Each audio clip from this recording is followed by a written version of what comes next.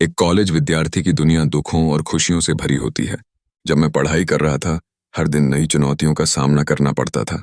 हंसते खेलते मैं बचकाने मजाक करता था, लेकिन जीवन की गंभीर सच्चाइयों का सामना करने का समय तेजी से नजदीक आ रहा था। जब जीवन की जटिलताएं मेरे दरवाजे पर दस्तक दीं, तो मुझे महसूस हुआ कि एक बच्चा होकर बड़े होने के सफर में कदम बढ़ाना है।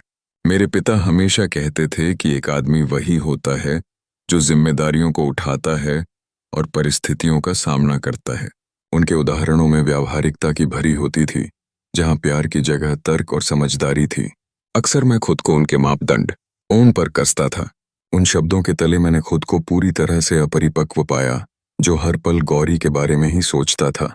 एक कॉलेज के छात्र के लिए यह स्थिति असामान्य थी, और मैं यह मानने से इनकार नहीं कर सकता था। गौरी ने मेरी जिंदगी में कुछ खास कर दिया था। उसका मुझे पाना, उसकी चाहतों की कहानी, यह सब मेरे कॉलेज के जीवन को गहराई और अर्थ देकर गए। वह पागलपन से मेरे करीब आ गई थी, लेकिन उस समय मेरा ध्यान पढ़ाई पर था। स्कूल की तेज रफ्तार में मैंने कभी उसकी भावनाओं को नहीं समझा था। अब जब इन सब पर विचार करता हूँ, मैं समझता हूँ कि उसने हमेशा मेरी परवाह की। हर बातचीत में उस चेहरे की चमक, वह मुस्कान जिसने मेरे जीवन में घुसपैठ की, अभी भी मेरे दिल में बसी है। मेरे चारों ओर की दुनिया को वह रोशनी जैसी लगती थी।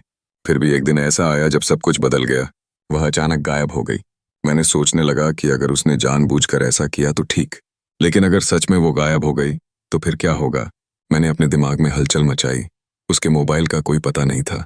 अगले पल मेरी माँ का फोन आया। उनकी चिंता मेरे अनिश्चित उपस्थिति का संकेत थी। अब मुझे कुछ करना है।